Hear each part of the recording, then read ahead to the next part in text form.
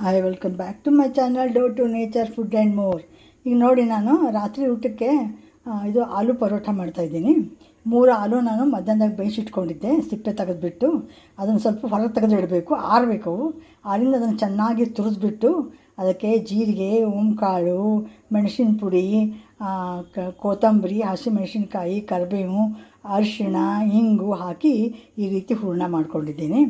ಆಮೇಲೆ ನೋಡಿ, ಇಲ್ಲಿ ಸ್ವಲ್ಪ ಒಂದು ಅರ್ಧ ಮೈದಾ ಅರ್ಧ ಗೋಧಿ ಹಿಟ್ಟು ಹಾಕಿಬಿಟ್ಟು ಅದಕ್ಕೂ ನಾನೇನು ಮಾಡಿದ್ದೀನಿ, ಉಪ್ಪು, ಸ್ವಲ್ಪ ಇಂಗು, ಅರಿಶಿಣ ಪುಡಿ ಸ್ವಲ್ಪ ಅಷ್ಟೇ, ಆಮೇಲೆ ಓಂಕಾಳು, ಮೆಣಸಿನ ಪುಡಿ, ಜೀರಿಗೆ ಇದೆಲ್ಲ ಹಾಕಿ ಕಲಸಿಟ್ಟಿದ್ದೆ. ಈಗ ಒಂದು 2-3 ತಾಸು ನೆಂದಿದೆ, ಅದು ಚೆನ್ನಾಗಿ ನೆಂದಿದೆ.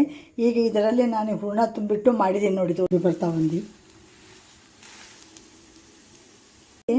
ಒಂದು ಒಳ್ಳೆ ಪುರಿ ಥರ ಇಟ್ಟಿಸ್ಕೋಬೇಕು. ಅದರಲ್ಲಿ ಇದು ಒಂದು ಉಂಡೆ ಮಾಡಿ ಇಟ್ಕೊಂಡ್ಬಿಟ್ಟು ಇದನ್ನು ಕಡುಬಿಗೆ ಅದೆಲ್ಲ ಮುಚ್ತೀವಲ್ಲ ಆ ರೀತಿ ಮುಚ್ಕೋಬೇಕು.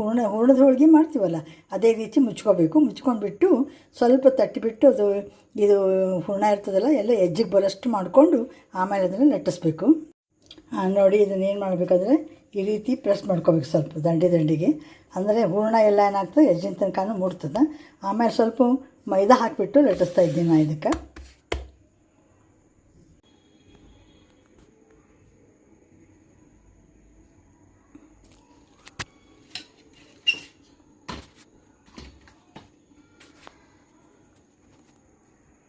ನೋಡಿ, ಈಗ ಸರ್ವ್ ಮಾಡಿದ್ದೀನಿ ನಾನು.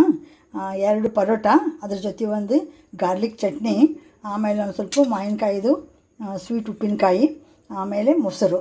ಈ ಮೊಸರು ಹಾಕ್ಕೊಂಡು ತಿನ್ಬೋದು, ನೀವು ತುಪ್ಪ ಹಾಕ್ಕೊಂಡು ತಿನ್ಬೋದು. ನಾನು ಮೊಸರು ಕೊಟ್ಟು ಸರ್ವ್ ಮಾಡಿದ್ದೀನಿ ಇಲ್ಲೇ. ಈ ರೀತಿ ಈಸಿಯಾಗಿ ನೀವು ಮಾಡ್ಕೊಂಡು ನೋಡಿರಿ. ಚಲೋ ಅನಿಸ್ತೀನಿ ನನಗೊಂದು ಲೈಕ್ ಮಾಡಿ, ಶೇರ್ ಮಾಡಿ, ಕಮೆಂಟ್ ಮಾಡಿ, ಸಬ್ಸ್ಕ್ರೈಬ್ ಆಗಿ. Thank you very much for watching my channel. Thank you.